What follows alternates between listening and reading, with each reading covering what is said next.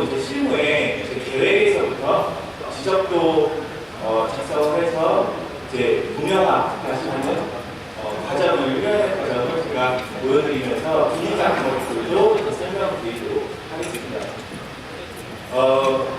제가 서초동에 저희 회사가 있어요. 서초동 옆에 주차장이 있는데 그 지역에다가 제가 한 7층 정도 건물을 레이스로 이제 지어볼 겁니다. 보시면 계획은 이렇게 되어 있습니다.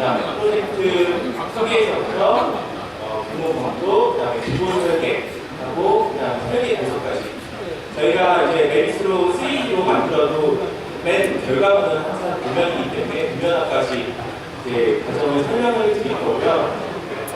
제가 여기까지 진행하는데 4일 정도 걸린 것 같아요. 그래서 나중에 보시면 제가 작업한 목록을 보시면 4일 동안 이 기존에 설계하셨던 업무보다 훨씬 효율적으로 하실 수 있을 것 같고요. 저는 설계 사무소에서 한 5년 정도 일을 했고, BI 노동회사에서 2년 정도 일을 했고, 이제 여기 상상지하에서 이제 그 중소건축사 사무소나 큰 대형 설계 사무소 컨설턴트 업무를 3년째 해오고 있습니다. 그래서 저도 이제 레빗 모델링이나 BI 프로그램을 쓰다가 좀 세계적으로 오랜만에 하게 됐고요. 그 일련의 과정들을 레빗으로 시연하면서 보여드리도록 하겠습니다. 일단 저희 회사가 이 건축사협회 맞은편에 있어요. 그리고 그 옆에 보시면은 지하가 있습니다. 그래서 제3종 일반 주거지역, 그래서 여기다가 주인사무실과 사무실을 만들도록 하겠습니다.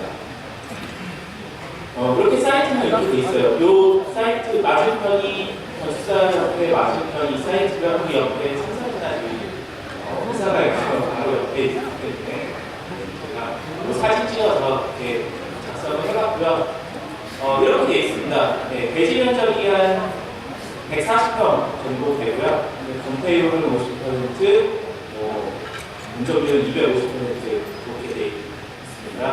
주차장은 이렇게 되어 있고요. 건축사님들은 이제 BIM 하실 때 법규 검토 같은 것들은 기존에 하신 분들은 업무대로 하시면 되고요. 제가 이 안을 컨셉을 스케치를 해봤습니다. 그래서 이 빈장에다가 기억자료로 한번 해보고요. 스케치를 일자로도 해보고 타워형으로도 한번 해보고요. 그래서 스케치를 간략하게 해보고 이제 RT1 쪽으로 가닥을 잡고 제가 설계를 해봤습니다. 대지를 간략하게 이제 스케치를 했어요. 지점 그리고 건축선이라든지 이전 대지 부분에서 그리고요. 그다음에 주변 한양 레벨을 작성을 했고요. 대충 이제 주차 10대 정도 들어가더라고요. 250% 했을 때 한 7층 정도 되겠구나. 그래서 주차를 간략하게 스케치를 했습니다. 그래서 여기까지 스케치하시는 거는 기존의 업무와 똑같다고 보시면 되고요. 이거를 캐드로 바로 하시는 분들도 계실 거고, 스케치로 하셔서 이렇게 시장분이나 직원분들하고 진행하시는 분들도 계실 거라고 생각합니다. 그래서 제가 이제 여기까지 스케치를 하고 이제 레빗으로 들어가서 작업을 할 겁니다. 그래서 레빗 프로그램에서 어떤 작업을 하냐면 맨 처음에 지원을 작성을 할 거고요. 그 주변에 메스를 작업을 할 겁니다. 그 다음에 주차장 검토를 하고요. 규모 검토를 합니다. 그 다음에 일형 분석, 일조 분석도 해보고요. 그 다음에 RT1, 2, 3, 4까지 대안 한 4개 정도 만들어 볼 겁니다. 자, 결과물을 먼저 한번 볼게요. 이 단계까지. 보시면은 그 캐드에서 작업하시는 것보다 이제 3D로 보이는 것뿐만은 아니라 옆에 보시면은 이 S를 레빗에서 작성하게 되면 어떻게 되냐면 용적률과 건폐율이 자동으로 작성을 이 배에 나와요. 그리고 이 매스를 줄이거나 키우면 그 용적률과 건폐율에 따라서 이제 높이가 층수가 올라간다든지 이제 여기에 용적률이 올라간다든지 이 매스를 조정하면 자동적으로 이게 산출이 됩니다. 왜냐면은 렉스 이제 엑셀처럼 이 면적을 이 프로그램에서 다 해주실 수가 있어요. 그 아래 보시면 계약 공사비도 산출을 하실 수가 있어요. 그래서 뭐 예를 들어서 업무 시설이면 뭐 평당 500만 원, 550만 원 이렇다. 주차장은 뭐 평당 50만 원이다. 이런 식으로 그 면적이 다 검토가 되기 때문에 여기다가 단가 정도만 넣어도 계약 공사비가 나옵니다. 그래서 건축주분들한테 얘기하실 때 근거 토대가 되실 거라고요. 워낙 뭐 일을 많이 하시니까 공사비는 생각하시겠지만 이렇게 면적 대비 공사비로 산출하실 수가 있어요. 그래서 보시면은 제가 RT1, RT2 시상했죠. 이 처음에 거는 지하 주차장을 한번 작성을 해봤어요. 그러니까 공사비가 굉장히 많이 나오더라고요. RT2는 이제 도로하고 면하게해서 이렇게 주차장을 한번 해보고 운전도가 한번 배워보고 공사비를 뽑아냈습니다. 그리고 타워형으로 한쪽에다가 주차장을 놓고 타워를 했을 때 이제 운전도를 공사비를 해봤고요. 그 다음에 기역자로 해서 1km 한번 뛰어봤어요. 이렇게 제가 한번 작성을 해봤어요. 그래서 건축사님이 이제 이거 하는데 스케치 하는데 한 4-5시간 걸리고 법규 검토하는데 그리고 로고 하는 데는 한 2-3시간밖에 안 들었어요. 그래서 그 2-3시간 안에 엑셀처럼 공정비랑 모델을 뽑아보실 수 있고 계약 공사가 진행을 하실 수가 있어요. 굉장히 짧은 시간 안에 뭐 컨셉 디자인이라든지 등록 검토를 하실 수가 있습니다. 그래서 제가 메리스를 열고 이런 일들을 해볼 겁니다. 대지 작성을 한번 해볼까요? 간략하게 한 3분씩 지형 작성을 한번 해보고 레스를 작성을 해볼 겁니다. 그래서 보시면서 이렇게 사용하는구나, 이 분표표를 만드는 데까지 어떤 일들이 효율이 들어가느냐 이렇게 한번 들어주시면 될 것 같아요. 간략하게 설명을 드릴게요. 이 캐드하고 레빗하고 딱 열었을 때 조금 틀리죠. 캐드는 위쪽에 레이어하고 선 뭐 이렇게 나오는데 레빗은 위쪽에 기둥, 벽, 그러니까 건물 구성 요소 있죠. 바닥, 이렇게 블럭으로 돼 있습니다. 레고 부품처럼. 그래서 여기에서 골라서 여기서 3D로 만드는 거예요. 여기 가운데 있는 데가 작업창이고요. 옆에 보시면은 레빗은 한 파일 안에 도면이라든지 렌더링 파일 그리고 3D로 된 것들이 다 하나로 저장돼요. 캐드처럼 평면도 방면도 이렇게 여러 장이 작성이 되는 게 아니라 한 파일에 작성이 되기 때문에 일괄출력도 되고요. 굉장히 도면 불합도 없이 한 프로젝트를 하나의 파일로 이제 작성할 수가 있습니다. 그래서 이쪽에 보시면은 제 메뉴들이 쭉 나와 있어요. 블럭으로 된 메뉴들이 있고 여기가 작업창이라고 보시면 됩니다. 그래서 일단은 제가 지적도를 여기다 작성을 해볼 건데요. 그 면적에 대해서 캐드하고 작업이 그렇게 다르지가 않습니다. 그래서 저희 토지 이용 계획 루리스에서 이제 이런 지적도를 가져오시면 돼요. 이렇게 보면 이 지적도가 갖고 와시죠. 그래서 여기 보시면은 대지를 작성하는 이런 선들이 있습니다. 그래서 이렇게 전복 방향으로 그려주시면 전복 그려주시면 완료를 눌러보면 이거는 수축이 안 맞춰져 있죠. 그러면 요거를 눌러보시면 이제 면적이 여기에 산출이 돼요. 여기 보시면은 잘 안 보이시겠지만 120제곱미터 회배 정도의 면적이 바로 산출이 되거든요. 그래서 레빗을 작성하시면 그냥 단순히 이제 선이라든지 뭐 3D로 된 게 아니라 거기 안에 다 정보들이 들어가 있습니다. 그래서 이것도 캐드하고 마찬가지로 스케치 편집에서 추천대로 저희가 루트 씌워서 추천하듯이 스케일 값을 조정하시면 여기 보시면은 추천이 있습니다. 그래서 만약에 이게 2.2배다 그렇게 해서 눌러주시면 완료 누르면 또 면적이 바로 이제 산출이 되는 거죠. 628 정도. 그래서 캐드하고 똑같이 작업을 하시면 돼요. 그래서 이렇게 작업을 그냥 지적도 토지 이용 계획원에서 캡처해서 가져오실 수 있고요. 아니면 여기 이 랩이 같은 캐드하고 같은 회사이기 때문에 오토데이에서 업그레이드이기 때문에 호환이 100% 된다. 네, 변환하실 필요 없이. 그래서 캐드 도면이 있으시다. 그러면은 캐드 도면을 바로 이렇게 가져오시면 돼요.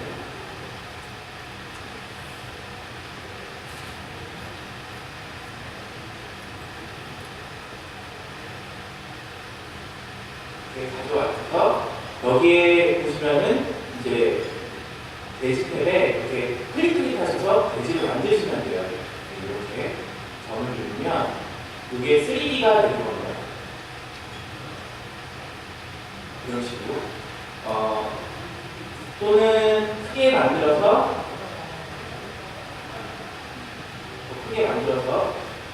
이 도로 부분하고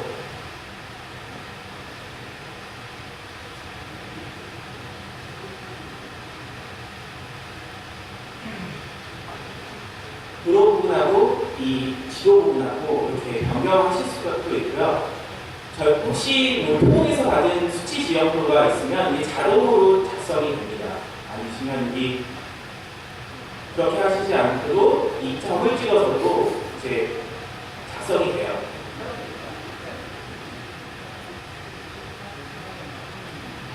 제가 설명하고 시연을 같이 하기 때문에 약간 버벅 거리가 좀 이해 부탁드릴게요. 그래서 만약에 저희가 이 점들을 여기에 뭐 지적도 측량도를 작성했다. 만약에 여기가 1000만큼 올라가 있고 크게 적을게요. 1000만큼 올라가 있고 여기는 3000만큼 그리고 그래서 연료를 넣을게요. 그러면 3D로 보면 이게 단순히 이제 너무 크게 있는 이 경사지 같은 경우 계획하실 때 이 그 지역에 맞춰서 연대배를 잡으실 수가 있고요. 아니면 여기에 보시면은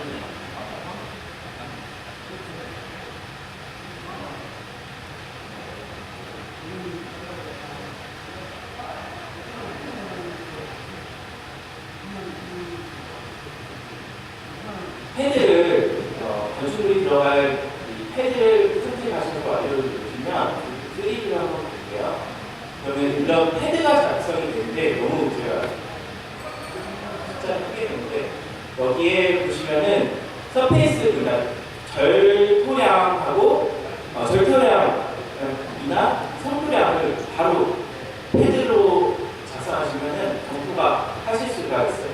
여기 실제로 프로젝트를 했을 때 이제 패드를 놓고 해본 결과 그 토목에서 한 그 성토량이라든지 그런 게 거의 정확하게 나오더라고요. 3D로 있다 보니까.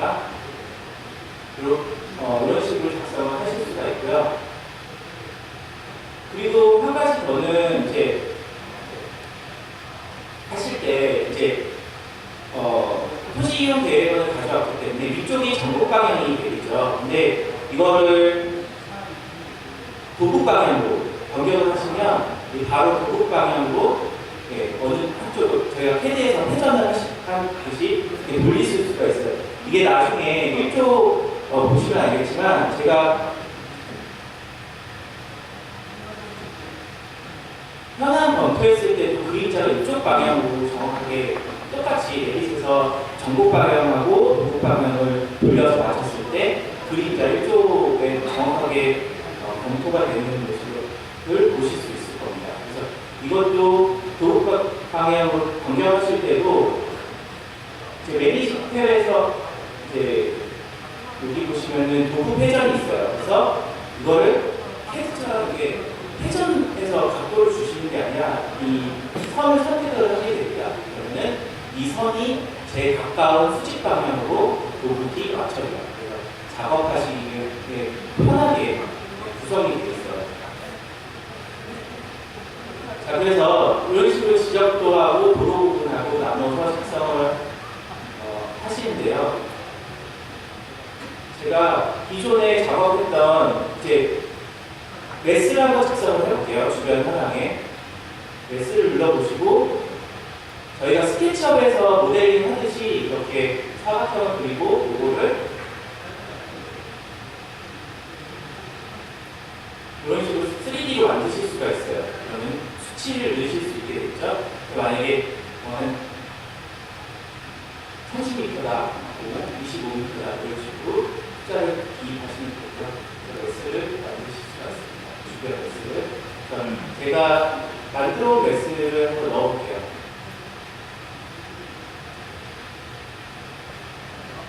링크를 걸으시면 이런 식으로 매스가 불러들어오고요. 여기에다가 저희가 이제 매스하고 그리드 띄우고 건축선 띄우고 그래서 작성을 해볼 겁니다.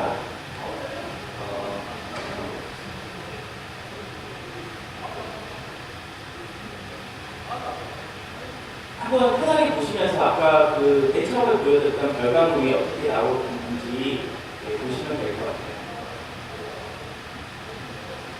자, 이제 이쪽에다 제가 한 거는 매스 옆에 세우고 도로 부분하고 그 지적 부분하고 이렇게 나눈 거고요. 1층에 보시면은 이 지적선을, 건축선을 이렇게 인접대 지점으로 해서 건축 한계선을 제가 작성을 해놨습니다. 이제 여기서 매스부터 작성을 할 건데요. 자, 매스를 작성하실 때는 여기 보시면 이게 아까도 말씀드렸지만 내빗이 그 엑셀하고 비슷해요. 그래서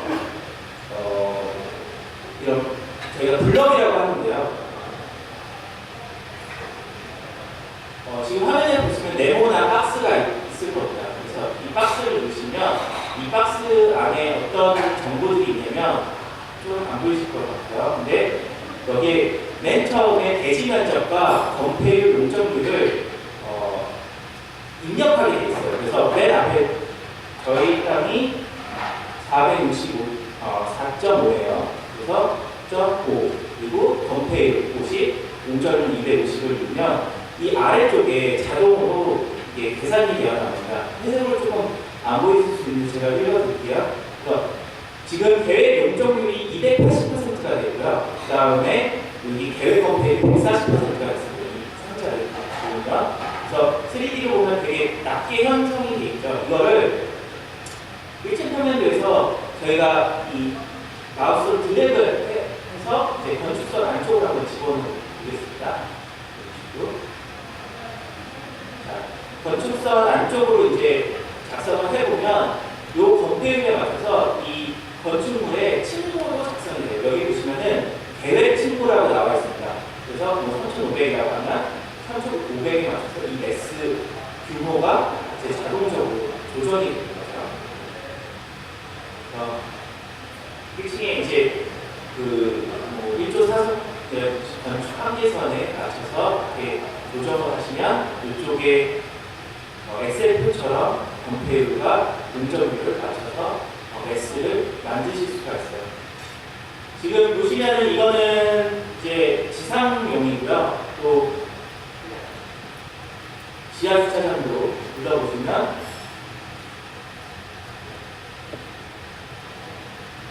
있고요. 그 다음에 기역자 형태도 보시면은 기역자 형태도 마찬가지로 작성을 할 수가 있어요.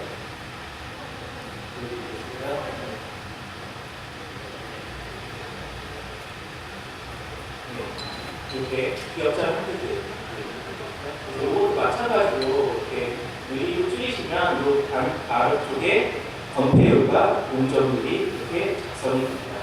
그래서 제가 일단 지향은 안 하긴 했고요. 그래서 제가 작성했던 것들을 한번 보여드릴게요. 아래층에 필로티를 띄워서 이제 기역자 형태로 한번 작성을 해봤고요. 얼마 시간이 걸리지 않습니다. 네, 일자로 작성을 해봤어요. 높이가 이 정도 되고요. 그 다음에 3층으로 해보면 이 타워형으로 하면 이렇게 높게 8층 구층이었고 올라가게 됩니다. 자, 이렇게 매스를 만드는 이유는 이제 나중에 보시면은 여기에 이 면들을 뭐 화강석으로도 변경하실 수 있고 바닥판을 만드실 수가 있어요. 제가 한번 바닥판을 만들어 볼게요. 1층부터 뭐 8층까지 이렇게 체크를 한번 해볼게요.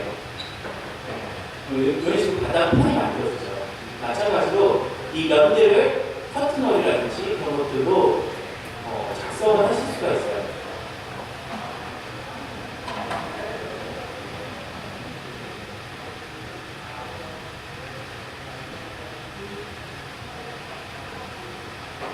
용적률과 공표율에 맞춰서 눌러주시면 이 매스를 3D 요소로 따로따로 바로 작성을 할 수 있어요. 바닥하는 거 마찬가지고 지금도 마찬가지고. 그래서 요거를 이쪽에 보시면은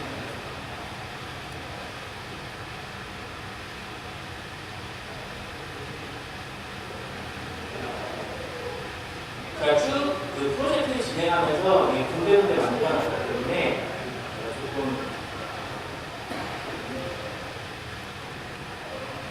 시간이 좀 되겠습니다. 옆에 보시면 규모 면적표랑 일락표가 이렇게 한번 만들어 놓으면 이거는 나중에 프로젝트마다 복사해서 쓰실 수 있어요. 한번 눌러볼게요. 그러면은 이 1층 평면도의 바닥 면적과 용적률이 나오고요. 그 다음에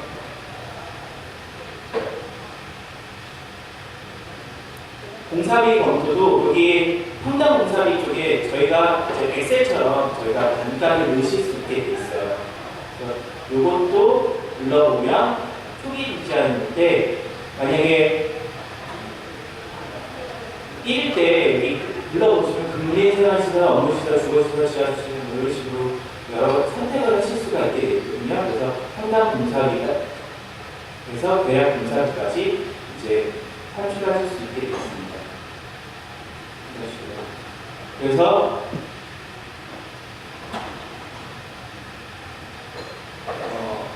한 반나절도 안 돼서 이제 그 컨셉을 잡고 용적률과 검토율, 규모 검토를 이렇게 하실 수가 이렇게 있습니다. 초기에 작성을 하실 수가 있고요. 그 다음에 제가 작업을 할 거는 이겁니다. 대안에 따른 커트너를 웹피 디자인을 해보고요. 그거에 따른 일조 분석을 이제 해볼 거고요. 대안 1번이고요. 대안 2. 이때 그 일자가 어떻게 되는지. 아까 그 현장에서 제가 사실 찍은 거하고 똑같은 방향으로 이제 그 일자가 생기는 걸 보실 수 있을 겁니다. 이게 전북 방향과 동북 방향이 마찬가지기 때문에 마찬가지로 이제 8층 구층일 때 이쪽 번을 해보고요. 그 다음에 여러 가지 그 웹피 디자인과 해보면서 작성을 해볼 겁니다. 그래서 지금 보여드릴 거는 매스를 선택하고 1조 분석을 하고 웹피 디자인 검토를 한번 해보도록 하겠습니다.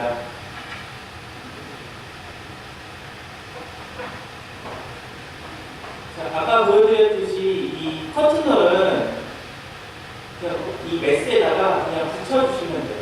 네.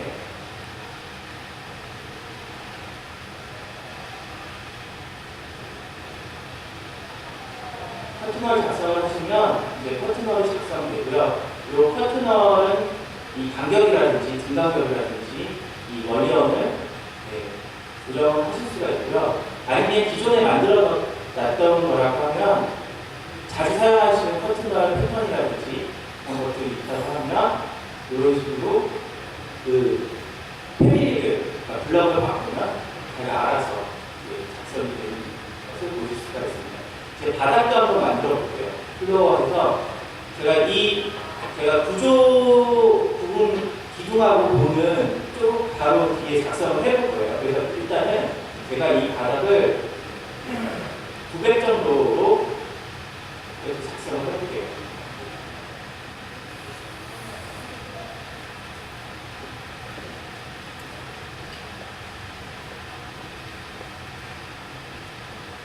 바닥에 이렇게 작성되는 걸 보실 수 있을 겁니다. 이제 이거를 1층에서 보시면은 이 만들어 놓은 매스를 이제 그 그리드하고 기둥 간격을 조정하실 수가 있어요. 한번 그리드를 그려보겠습니다. 그리드는 똑같아요. 헤드에서 그리는 거하고 마찬가지로 이 그리드를 선택을 하셔서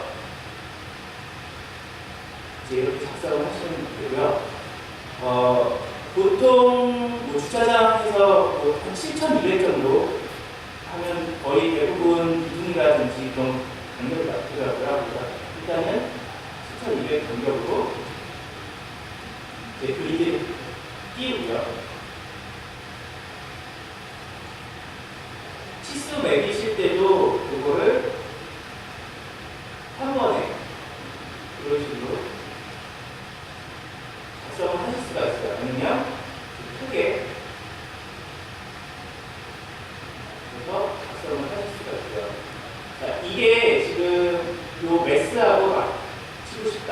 보시면은 지금 아래에 매스가 잘 안 보이니까 이걸 좀 보이게 조정을 하겠습니다.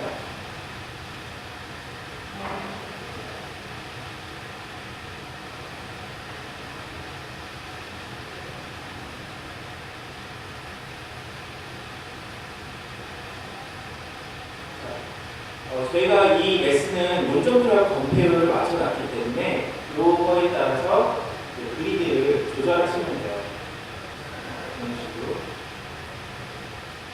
조절하시다 보면 이 점치수가 떨어질 때가 있어요. 그러면은 이 그리드를 선택을 하셔서 예를 들어서 뭐 8000이라든지 7200이라든지 이렇게 그리드를 작성하시면 이 논점률 건폐율에 맞는 그리드 가격을 모듈을 작성하실 수가 있죠. 이쪽 Y축도 한번 그려볼게요.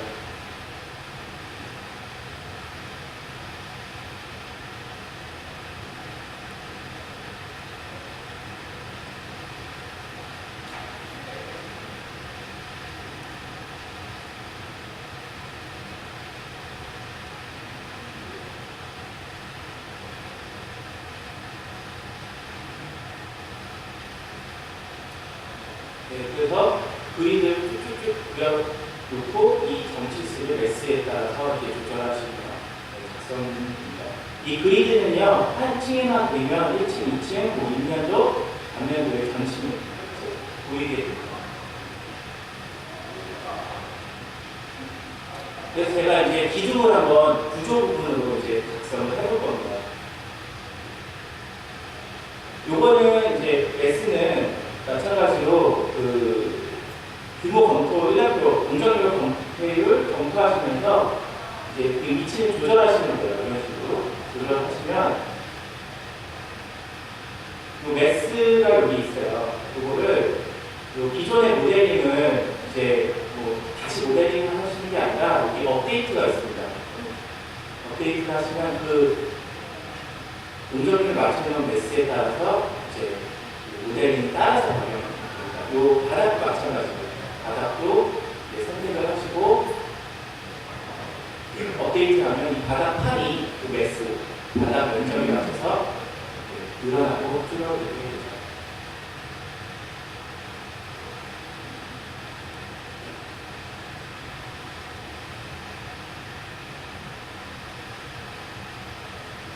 그래서 보시면은 매스 작성한 거에 따라서 대안을 작성하실 수가 있고요. 이제 제가 이 작업을 할 겁니다.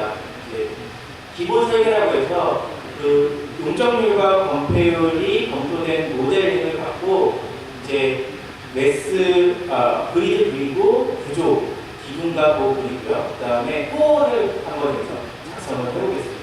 그 다음에 기본 설계안을 작성을 해봅니다. 그래서 첫 번째로 할 거는 그리드에 따라서 보하고 기둥을 작성을 해볼 거고요.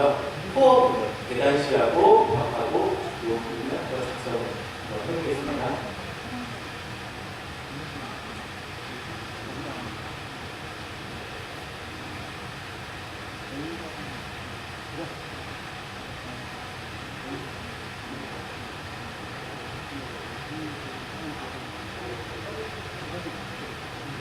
자, 기둥은 여기서 보시면은 여기에 건축 부분하고 구조 부분이 따로 나눠져 있어요. 그래서 왜 건축 부분하고 구조 부분하고 나눠져 그리냐면 나중에 보시면 BIM을 이제 관공서에 제출하게 될 때 그 BIM 지침서가 구조 주요 부분과 건축 마감 부분을 나눠서 납품하게 되어 있습니다. 그래서 이제 나눠서 작성하는 부분도 있고요. 이렇게 건축 부분하고 그러니까 구조 부분은 어떤 걸 작성하시면 되냐면 철근 콘크리트 같은 부분 아니면 철근 트러스, 구조 계산서에 있는 것들을 이쪽 구조의 탭에서 작성하신다고 보시면 돼요. 이제 따로 나눠서 작성하시면 나중에 구조도를 따로 그리실 필요 없이 구조도만 써서 노면화하시면 작성하실 수가 있을 겁니다. 여기 스트럭처에 보시면은 기둥을 밝혀보시면 돼요. 그래서 기둥 간격, 그래서 일단은 600에 750짜리로 확인을 누르고요. 여기에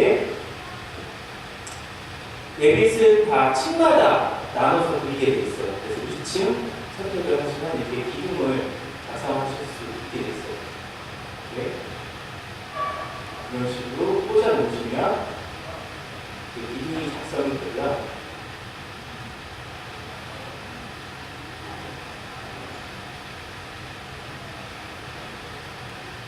메스에 맞춰서 그리드하고 기둥을 배열하는 겁니다.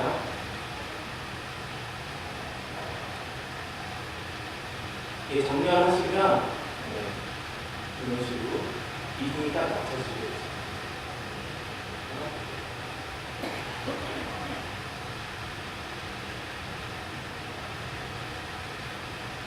3D로 볼까요? 3D로 보면 이렇게 작성이 되고요.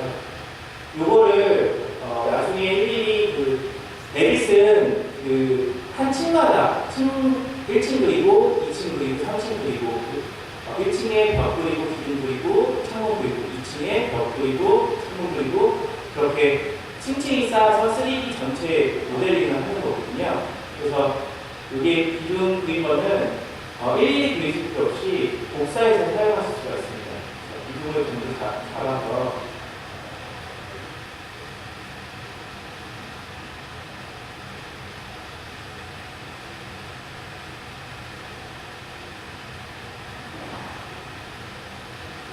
여기 보시면은 레벨이 있거든요.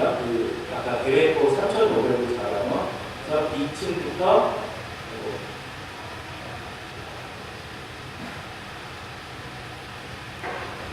7층까지 복사를 해서 사용하시면 작성이 되고요. 자, 그리드에 맞춘 거 어차피 그려봤으니까 보드 그려볼게요.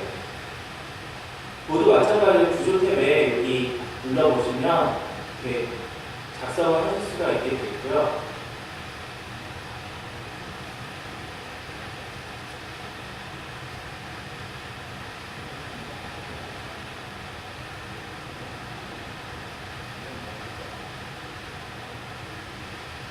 콘크리트 볼을 갖고 오셔서 여기에 보시면은 덱스하고 널리 하실 수가 있어요. 일단은 저는 한 600에 700짜리 그거 한번 그려볼게요.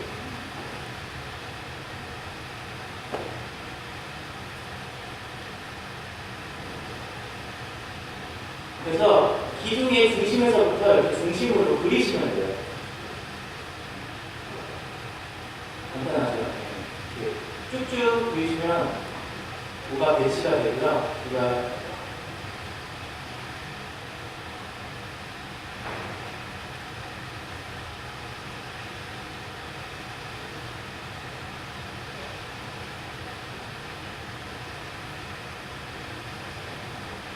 이동이라든지 그런 것들 정렬해서 작성을 하실 수가 있습니다. 3D로 한번 기억하면 여기에 5가 작성됩니다. 자, 레빗은 우리 뒷면도로 단면도를 한번 끊어서 볼게요. 뷰에 보시면은 단면도가 있거든요. 끊으시면 이 부분이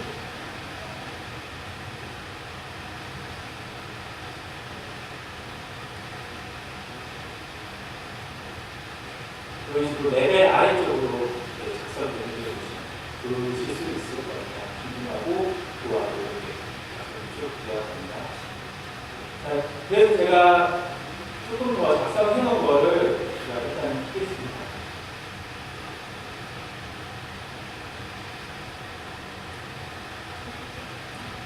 그래서 기둥하고 보호 부분하고 제 커튼너까지 이렇게 작성을 해 놓은 모델입니다. 보시면 알겠지만 이게 다 블럭 단위로 클릭해서 작성하는 방식으로 되어 있고요. 제가 이번에 해볼 거는 여기서 이제 코어 부분을 제가 작성을 해볼 거예요. 계단실하고 엘리베이터하고 벽하고 작성을 한번 해볼게요.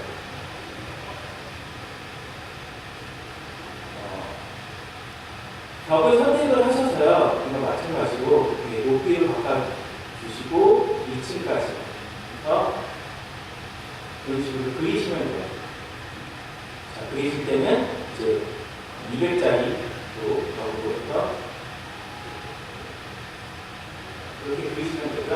이 벽을 옮기실 때 이제 눌러보면 여기에 보조 치수선이 이렇게 나타나서 헤드처럼 두 선을 옵셋 중심선 그린 다음에 옵셋 110 한 다음에 이 벽을 옮기거나 그리실 것 없이 그냥 이 벽체에 치수선만 뭐 3000이면 3000, 뭐 2500이면 2500 숫자만 이기면 이 벽이 옮깁니다. 그리고 이 자동으로 연결되어 있기 때문에 이걸 트림하거나 카피하실 것 없이 이렇게 벽에 따라서 연결해서 작성하는 거 보실 수 있을 거예요. 그래서 여기에다가 엘리베이터 시간을 작성을 해보고요. 아니면 이 중심선에서부터 벽 길이까지 치수를 작성하신 다음에 이걸 누르면 엘리베이터는 2,500개 정도 그러면 이렇게 벽이 알아서 움직이겠습니다. 그래서 다른 중심선을 먼저 그리실 필요 없이 이 본체로 쉽게 모델링을 하실 수가 있죠. 한번 제가 계단을 한번 그려볼게요. 계단 쪽은 건축에 있습니다. 그래서 계단을 그리실 때 이게 3D로 작성이 되는데요. 여기 보시면은 그 최대 칠판 높이하고 그 계단폭을 설정하실 수가 있게 있어요. 그러면 이 최대 칠판 높이하고 계단폭을 설정하시면 이 레빗에서 알아서 중간적으로 예를 들어서 1층에서 2층까지다 그러면은 거기에는 17단이 필요하다 이런 식으로 계산이 됩니다. 확인을 눌러보면 제가 최대 칠판 높이 200으로 했을 때 18개의 계단이 필요하다고 저희가 계산이 되어가고요. 계단을 그리실 때는 이렇게 제가 작성해야 될 것, 만약에 여기에 18개의 계단이 필요하니까요. 만약에 이쪽으로 한 10계단 작성이 되고, 그리고 아래쪽으로 나머지 8개의 계단을 작성하겠다. 그러면은 중간에 계단 전부 작성이 됩니다. 그래서 이런 것들은 계단 위치만 이렇게 옮겨주시면 계단을 작성하실 수가 있어요.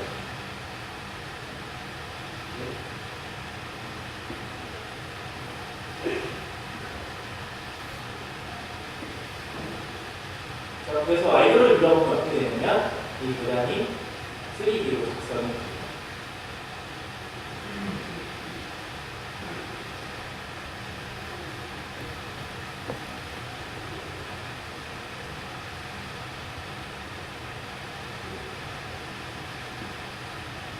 양면하고 같이 작성이 증강적으로서 작성을 하실 수가 있습니다. 그래서 초기에 계산기 두들기면서 막 따서 증강적으로 선 다 그리실 것 없이 그냥 그 계단 진행 방향만 설정해 주시면 계단 작성하실 수가 있고요. 그 다음에 엘리베이터도 한번 넣어볼게요. 엘리베이터도 이제 엘리베이터 블럭을 갖고 오는 게 아니라 여기에 다 여기에서 엘리베이터 패밀리 블럭을 가져와서 이런 식으로 작성을 하실 수가 있어요. 엘리베이터 블럭이 작성이 되죠. 이게 화장실도 그런 작성을 해볼게요. 자, 이만큼은 일단 화장실 한번 해봅시다. 조링에 따라서 작성을 해본다면 문 같은 거 눌러서 여기에 뭐 스틸 문이라든지 알루미늄 문이라든지 목재 문이라든지 선택을 하신 다음에요. 여기에 크기별로 되어 있습니다. 그래서 제폭, 높이, 요 값을 주신 다음에 이 벽에다가 그냥 이렇게 방향에 맞춰서 끼워 놓으시면 돼요. 바깥으로 안쪽으로. 뭐 선을 끊고 뭐 트림하고 그러실 게 없이요. 마찬가지로 이제 화장실 변기를 배치하겠다 그러면은 변기 블럭을 가져다 놓으시고요. 그게 뭐 2개다 그러면은 그게 3개를 작성하겠다. 뭐 이런 식으로 개수대로 올리실 수가 있고요. 그 다음에 화장실 큐비클로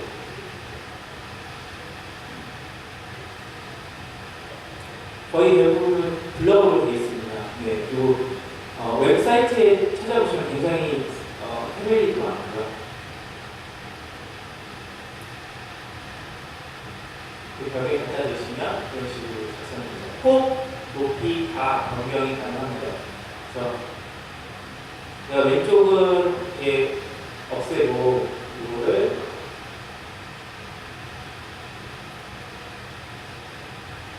여러 개를 작성하겠다 이런 식으로 조립하는 거죠.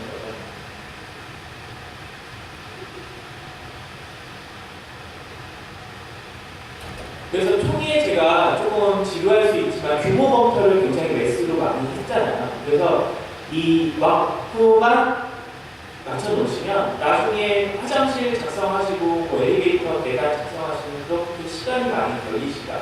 치수도 마찬가지고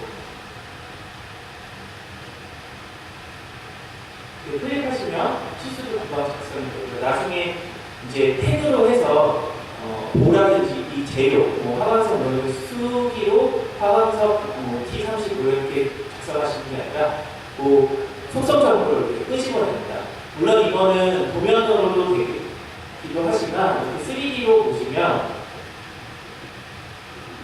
뭐 건축주가 언제 어디서 오셨든 이제 그 진행할 때까지 보호구였으면 보호구인대로 기능구였으면 기능구인대로 바로 보여드릴 수가 있어요. 그래서 구조를 이렇게 작성하고 코어로 작성하고요. 이것도 마찬가지로 저희 그거를 다 일일이 작성하는 게 아니라 만약에 평면도가 같다, 층고가 같다, 뭐 화장실도 같다 그걸 선택해서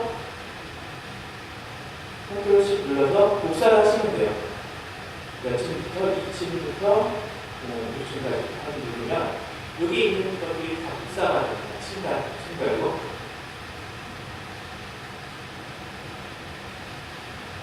이쪽에 계단을 다 작성이 되어 있고요. 이런 식으로 복사가 돼요. 음악으로 이렇게 되는 거죠. 그래서 구조물에 다시 작성을 한번 해봤습니다. 자, 그 다음 작업은 제가 면적표를 색출할 거예요. 제가 코어도 작성을 했고요. 화장실도 작성을 했기 때문에 이제 정확한 규모를 면적을 작성할 겁니다. 면적표를 만들어서. 그래서 사실 건축주하고 미팅을 하거나 심의하실 때도 이 면적표하고 요 3D 렌더링 한 것들 요거 정도면 아마 업무를 진행하실 수가 있을 거예요. 그리고 여기 면적표에서 보셨지만 이 엘리베이터, 계단실, 화장실 뭐 거기에 나오는 도면들은 요소들을 정확하게 도면으로 출력하실 수가 있습니다. 그래서 제가 한번 이걸 한번 해볼게요.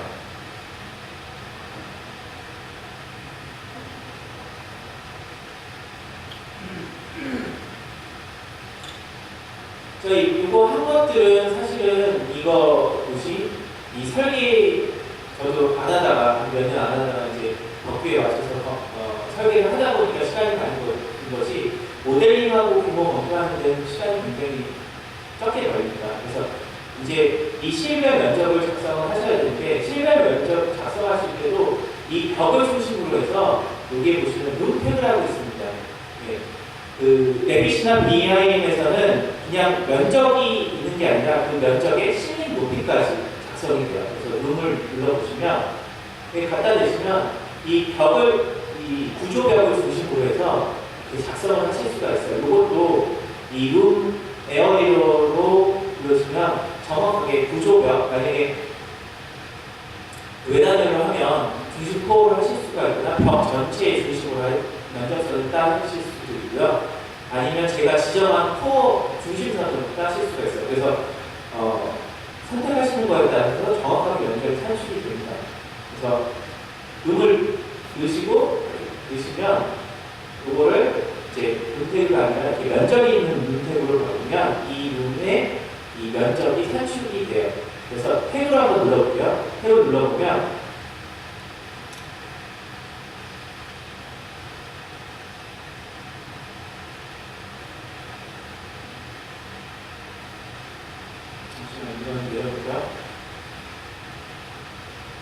룸을 눌러보시면 이렇게 이 벽 중심으로 해서 다 잡히는 것을 보실 수가 있어요. 그래서 일일이 면적선을 따실 필요 없이 그냥 벽을 기준으로 해서 클릭을 하시면 이 면적도 산출하실 수가 있고 나중에 면적표로 뽑아내실 수가 있어요. 그래서 그리고 매스를 옮기셨을 때 이 룸 면적은 같이 연동이 됩니다. 그래서 따로 막 계산 다시 하실 필요 없이 1년 동안 새로 고침 눌러주시면 그 면적에 따른 면적을 산출하실 수가 있습니다. 일단 이건 끄고요. 제가 너무 안 띄어나서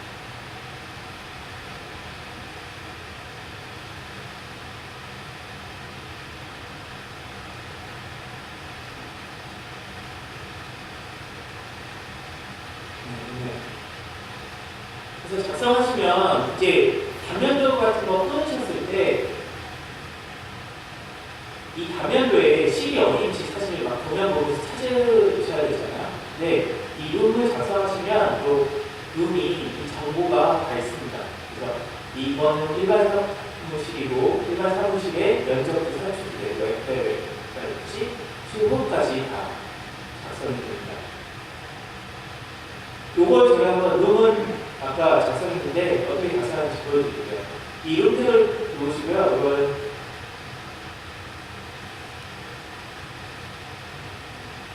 이렇게 그리세한 시선 이런 식으로 회귀하시면 이게 뒷면도 단면도에 이 룸이 작성이 됩니다. 태그를 한번 달아볼게요. 홀, 화장실, 엘리베이터, 2층에 가도 마찬가지예요. 면적하고 실명대로 이렇게 작성하시는 거 보실 수가 있습니다.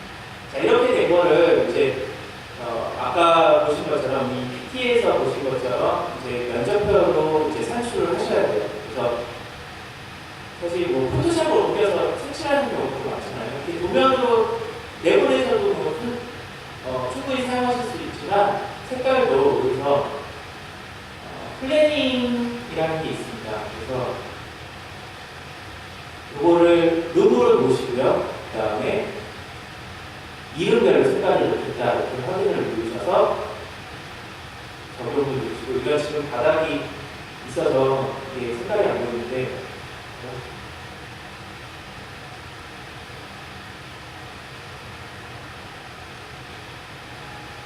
이런 식으로 그 룸 객체에다가 색깔을 넣으실 수 있어요. 이름별로 또는 면적별로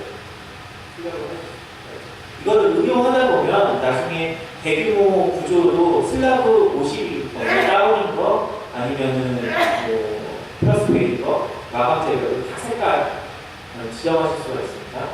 그렇게 이용하시는 분들도 있고요.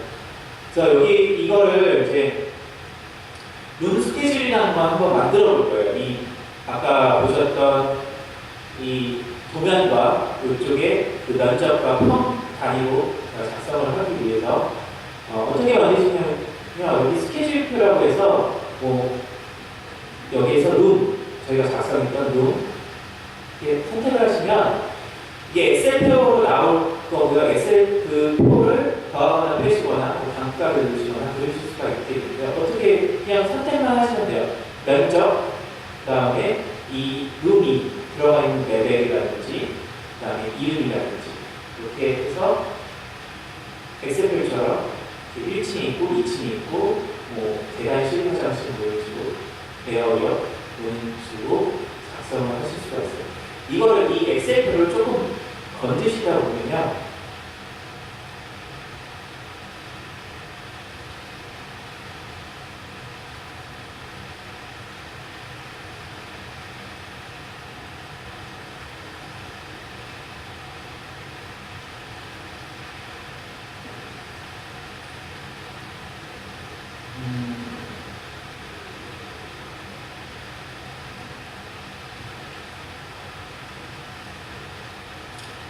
이 표를 측면 면적표로 이렇게 산출을 하실 수가 있어요. 이 측면 면적 아까 보셨던 룸 1랑표에다가 어떤 공식을 내면 그 저희는 평당이 더 많습니다.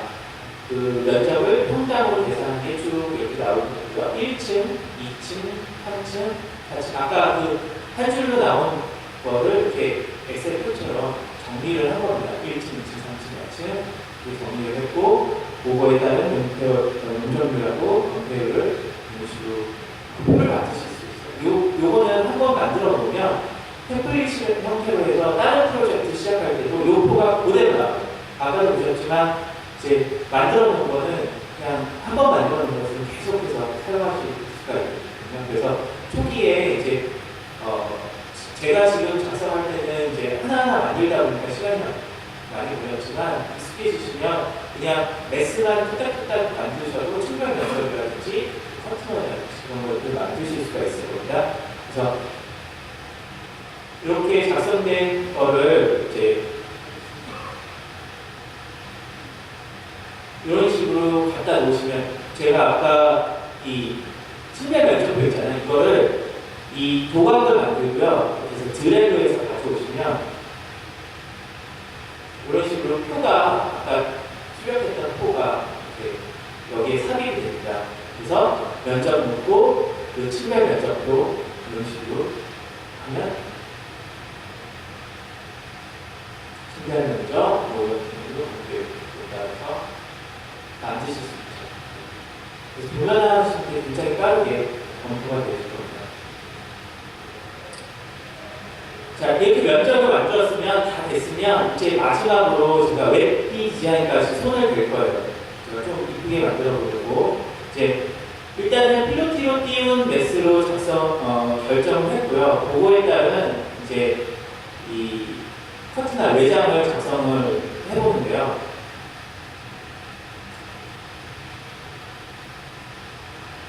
자, 이거는 최종안입니다. 최종안인데 그 중간중간에 제가 어떻게 해봤냐면요. 이렇게 그냥 그 커튼홀로도 한번 해보고요. 그 다음에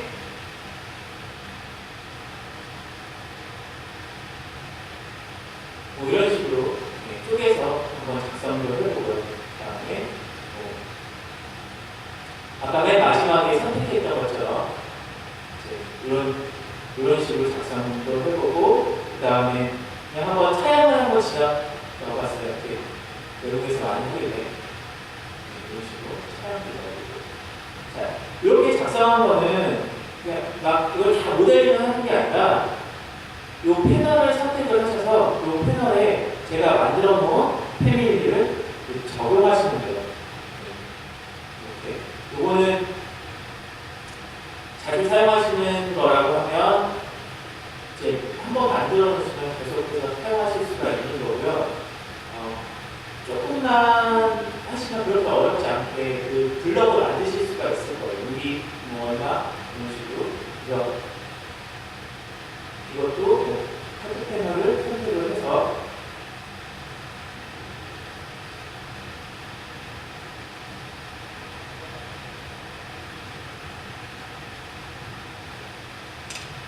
일괄적으로 조절하신다거나 방향을 바꾼다든지 그리고 여기에 만들 때 저는 이제 그냥 모양만 만들어도 되는데 여기에 숫자 같은 거를 넣으실 수 있게 됐어요.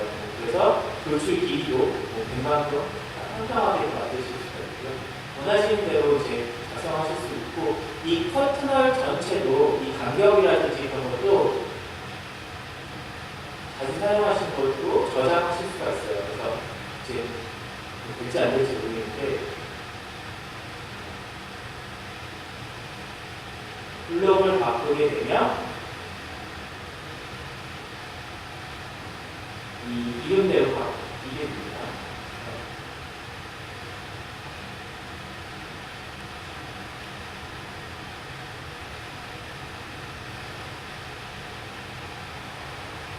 면적표까지 다 산출하신 다음에 마지막으로 이 뒷면을 제가 그 재료하고 해서 이제 조정을 한 겁니다. 보시면 이런 식으로 조금 한 반나절 정도 디테일하게 여기에다가 프로젝트 창도 넣어보고 작성을 하고 이제 모델링을 완성을 시켰어요. 그래서 조금 여기까지 한번 정리를 해보면 제가 한 4일 전 그 도면화까지 아직 안 한 것까지 정리를 해보면 맨 처음에 스케치를 반나절 정도 하고요. 이제 규모 검토, 공사비, 초기 공사비까지 해서 한 하루 정도의 일을 끝냈습니다. 그 다음에 제가 여기에 대안 작성, 타워 내용도 세워보고 음영도 한번 좀 넣어보면서 이제 컨셉을 구체화시킨 거죠. 이것도 한 반나절 걸려요. 이제 이 대안을 선택을 한 다음에는 구조 모델링, 그리드, 그 다음에 코어, 그 다음에 룸 면적을 작성을 했어요. 반나절 정도 이렇게 작성을 했고요. 그 다음에 최종적으로 제가 심의를 진행한다고 생각을 하고 면접을 하고 층별 도면하고 인면도 단면도 하고 렌더링 되는 것까지 이런 식으로 작성을 했습니다. 자, 그래서 작성하실 때 이제 여기 보시면은 렌더링 부분도 궁금하실 거예요. 렌더링 부분 보시면은 이 PC에서 자체적으로 이 주전자 모양을 누르면 아까처럼 렌더링이 되기도 하고요. 클라우드 렌더링이라고 있습니다. 그래서 이거는 제 컴퓨터 사양이 안 좋더라고 하더라도 이제 미국의 서버에서 이제 렌더링 돼서 메일로 날라오게 됩니다. 한 10분, 길어봐야 20분 정도 처리가 되고 미국 서버에서 처리가 돼서 오는데 이게 좋은 점은 뭐냐? 이건 눌러놓고 이렇게 그 도면화 작업을 해도 메일로 알아서 오게 됩니다. 그 결과물을 한번 보여드릴게요. 아까 모델링 한 거를 저도 뭐 설계하는지 뭐 맥스를 한다든지 디자인 쪽으로 이렇게 뭐 공부하는 사람은 아니고요. 여기 있는 것들은 다 레빗에서 패밀리 가져와서 작성을 하고 뭐 그렇게 작성 그냥 렌더링으로 그린 겁니다. 클라우드 렌더링으로 그렸고요. 요거는 이제 이 건물을 놓고 아까 1조 분석한 태양 경로에 따라서 이제 시간별로 이제 렌더링을 해본 거예요. 그림자에 따라서 작성이 되고요. 이 실내도 한번 작성을 해봤어요. 제가 이건 제가 좀 나중에 보여드릴게요. 이 실내도 보시면은 그냥 패밀리에 재질감이 들어갈 때 굉장히 사실처럼 보이고요. 보시면은 막 VR처럼 이렇게 한 곳만 렌더링이 되는 게 아니라 사방을 렌더링을 해서 제가 마치 사무실에 들어와 있는 것처럼 주위를 보실 수가 있고요. 그 그림자도 사실은 그냥 햇빛이 들어오는 방향, 차양이 들어오는 방향이 아니라 전국 방향, 도북 방향 맞춰서 정확하게 시뮬레이션해서 보실 수가 있습니다. 이거는 제가 인터넷 연결됐을 때 다시 한번 보여드릴게요. 그래서 여기까지 제가 심의 과정이라고 하고 끝냈어요. 그래서 총 3일 정도 걸렸습니다. 자, 이제 마지막으로 뭐 할 거냐면 도면을 작성할 겁니다. 도각을 만들고요. 저희 도각을 만들고 사무실에 그 다음에 도면을 배치하고 주석 작성을 할 겁니다. 치수선, 재료 이런 것들을 작성을 하고요. 마지막에 헤드 변환. 지금 뭐 세부터에 PDF 올리는 것도 많이 이제 본문을 보내셨다고 하는데 아무래도 지금 아직까지는 허가를 받으시려면 헤드로 해야 되기 때문에 이 만들었던 도면들을 헤드로 출력을 하셔야 돼요. 그래서 헤드 변환까지 하는 거를 대략적으로 보여드리도록 하겠습니다. 그래서 결과물들을 보면 이렇게 됩니다. 기본 허가했던 것까지 만들 수 있게 뭐 그림자를 내실 수도 있고요, 빼실 수도 있고 단면도 치수 정확하게 나오죠. 친구가 단면도 대단 좀 흐릿하게 나오는데 출력하시면 깨끗하게 화면도 배치거나 화면도 이층 화면도 그 다음에 저는 조금 시간이 있길래 이것도 한번 만들어요. 입단면도도 그냥 갖다 놓으시면 도면이 되는 거거든요. 입단면도 놓고 이렇게 3D 도면 하시면 충분히 기존에 업무하시는 것보다 적은 시간으로 효율적인 도면을 만드실 수가 있어요. 이렇게 한번 간략하게 보여드릴게요. 이게 마지막 시간이고요. 자, 제가 일단은 보시면은 인면도는 작성을 해놨어요. 그래서 이 정면도에다가 이 도각은 더블 클릭해서 제 패드에서 패드 거를 그냥 가져오셔도 되고요. 또 이미지만 변경하셔도 됩니다. 도각 여기 시트를 만들게 하면 이렇게 딱 생겨요. A 사이즈에 맞춰서 A1이라든지 X2라든지.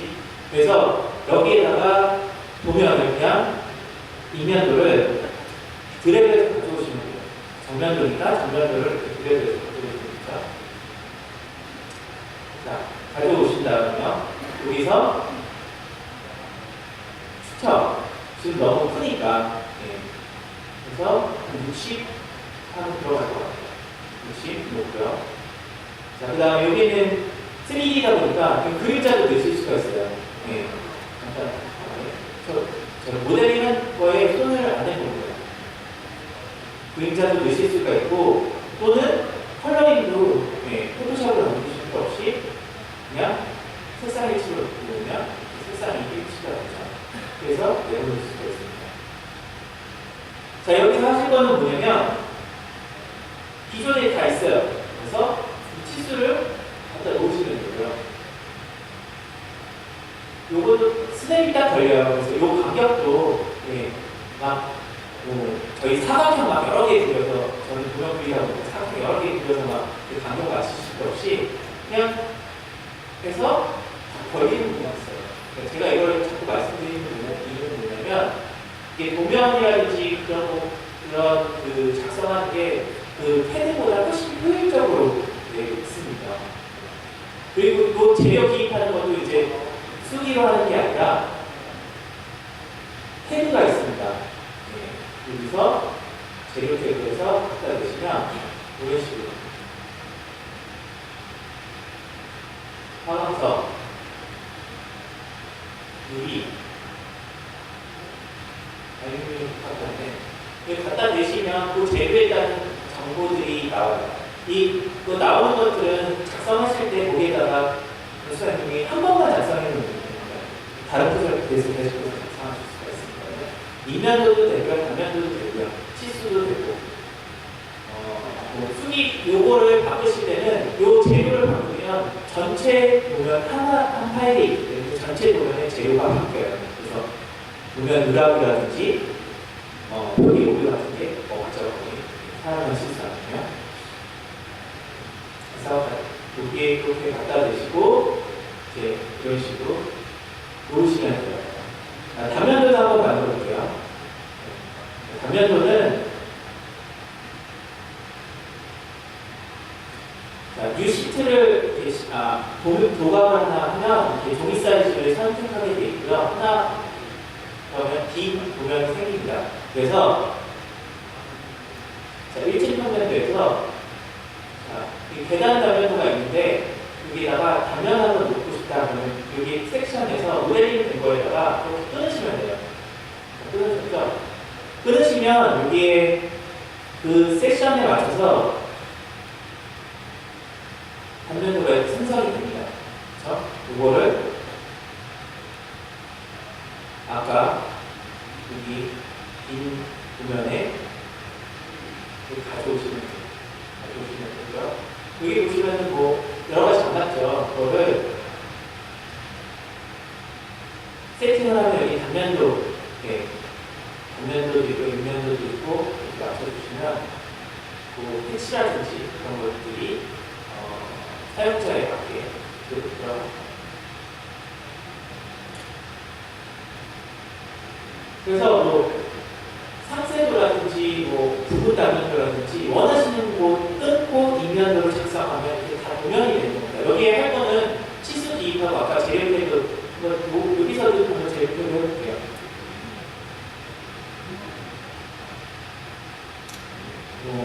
청산실 뭐 이런 식으로 바깥에 있는 건 바깥에 한번 이렇게 되죠.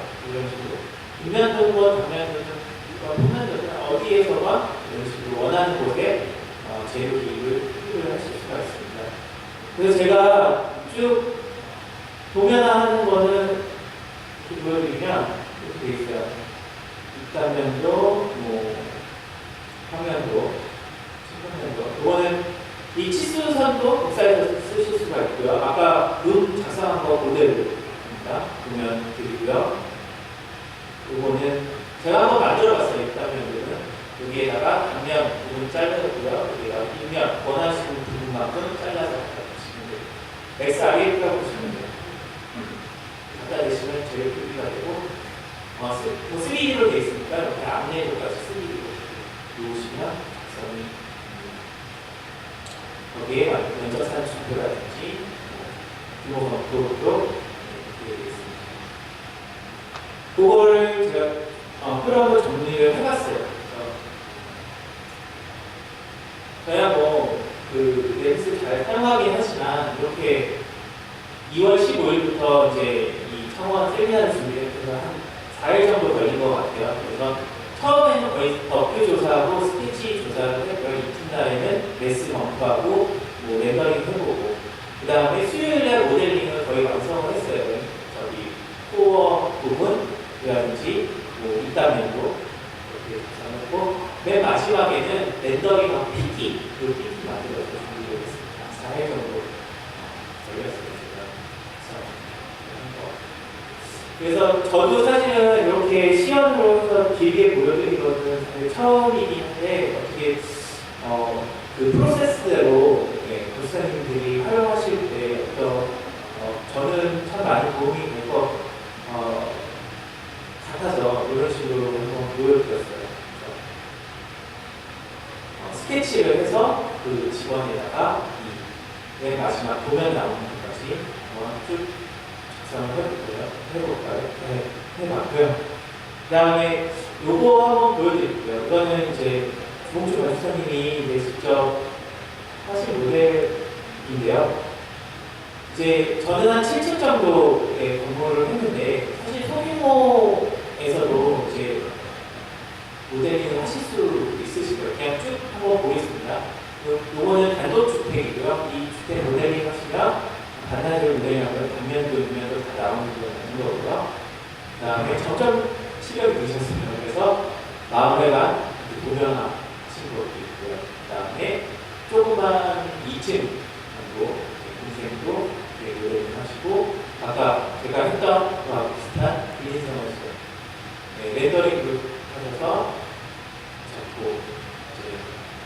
이제 스테이지로 도면화해서 구성을 했습니다. 저는 이제 도면 그리다 보니까 이제 모델링을 막 CG 도면까지 막 하는데 사실 거기까지 교수사님들은 필요가 없으시잖아요. 그럼 훨씬 더 그 용도에 맞게 주축 PT면 PT, 신이면 신이, 거기에 맞게 모델링 하시면 더 효과적으로 사용하실 수 있습니다.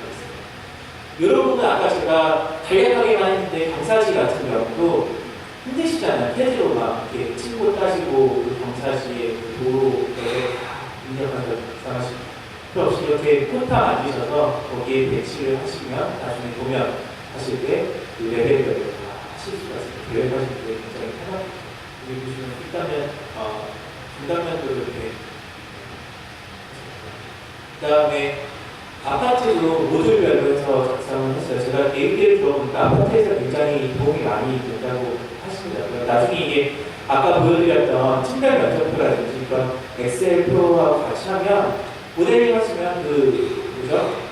전용 면적이라든지 그런 게 엑셀 표처럼 굉장히 효율적으로 사용할 수 있을 것 같습니다. 굉장히 큰 프로젝트도 1, 2, 3 건축사상도 1, 2, 2도 수주하셔서 3D로 보여주시고 굉장히 좋아하시다고 하시거든요. 그 다음에 제가 패드하고 출력을 해놓으면 이제 도면을 작성하시면 이거는 이렇게 패드 레이어에 맞춰서 도면이 출력이 거의 100% 됩니다. 모델링을 잘 하시면 충분히 사용하실 거고 그리고 이게 패드를 변환을 하셨다고 해서도 패드에서 조금 손을 보시면 도면 사용하실 수 있으실 거예요. 그 다음에 부상값도 진짜 어떻게 대단하신 것 같아요. 굉장히 큰 경우도 레스 작업에서부터 경사지들이 나가셨고 이게 지형 아까 성절도량 했지만 이게 지하층이 얼마만큼 파묻히는지 부피를 내비서 룸으로 계산하면 저희 가정평균 하잖아요. 그래서 지하층인지 아닌지 할 때도 그리고 계산식 이용하시면 구하실 수 있습니다. 이렇게 그래서 제가 조금 이렇게 막 시연하면서 설명드린 중간중간 조금 그렇긴 했는데 하여튼 어떻게 보셨는지 모르겠지만 여기 제가 시연할 때까지 혹시 질문 있으신 분들은 네, 제가 질문을 하겠습니다. 제가 컴퓨터 사용 보여드릴까요? 제가 데스크탑을 바꿨는데 노트북보다는 훨씬 나을 것 같아서 컴퓨터 이거 3년 됐습니다. 제가 입사해서 3년째 6개월 지금 많이 3년이 됐는데 윈도우 7에요. i7이고 그 다음에 16GB고 그 다음에 그래픽 카드는 그냥 보통이에요. 정말 한 10만원짜리, 10몇만 원짜리 이렇게 충분히 사용한다. 지금 3년째 사용하는 한 120만원, 110만원 정도. 이렇게 정말 대규모의 건축물을 하지 않는 이상은 이 정도면 한 100만원, 10만원 정도는 충분히 사용하실 수 있어요.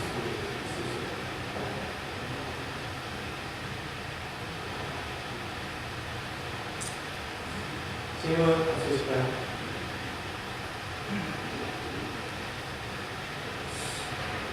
자, 아까 못 보여드렸던 렌더링 부분만 보여드리고 끝내도록 하겠습니다. 제가 이거 다 끝난 다음에 잠깐 그 한태봉 과장님 말씀하시고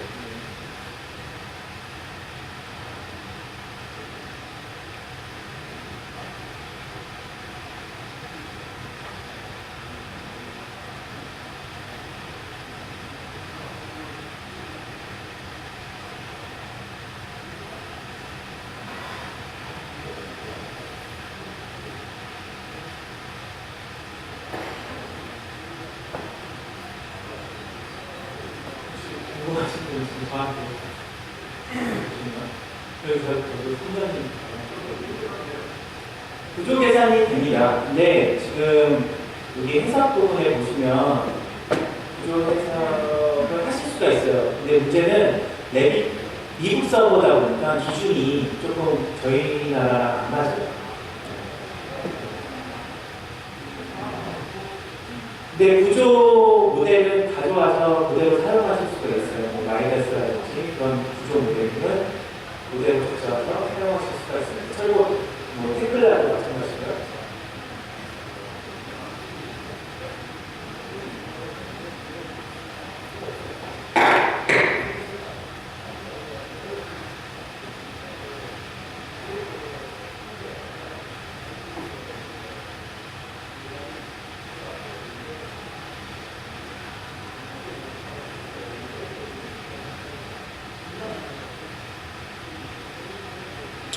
그 에너지 분석도 마찬가지로 미국 기준입니다. 네, 미국 서버에서 계산이 되기 때문에 미국 기준인데 네, 비교하실 때는 뭐 저희 나라에서는 맥코텍을 많이 쓰세요. 맥코텍 또 오토데스크 그리빌딩 스튜디오 프로그램이거든요. 그래서 뭐 해안 건축 같은 경우는 요 BS 해서 에너지 분석 가지고 사용하시고 계십니다.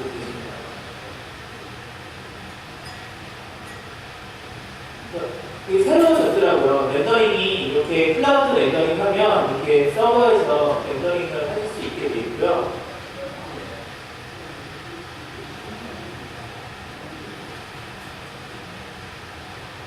이렇게 보시면은 이렇게 제가 뭐 재질가 좀 안 났어요. 사실 그냥 패밀리인데 그 렌더링 클라우드를 하시면 네, 이렇게 네, 깨끗하게 이렇게 나오고, 저 사실 그림자가 저는 마음에 드는 게 이제 그 빛 들어오는 거 그런 것들이 다 이제 그 정도하고 위도에 따라서 뭐 태양 고도에 따라서 정확하게 안쪽으로 들어옵니다. 그래서 큰 설계 사무실에서는 그 커튼을 만들 때 차양 만들 때 어느 정도 깊이로 해야 될지 그림자가 어느 정도 그릴 건지 이런 그 렌더링을 통해서 작성하기도 합니다. 네, 제가 그 렌더링 돌려보는 결과 충분히 퀄리티가 있습니다. 예비만 사용해서.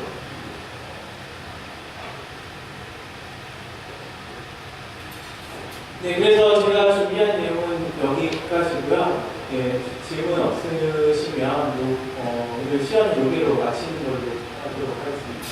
하여튼 들어주셔서 감사합니다.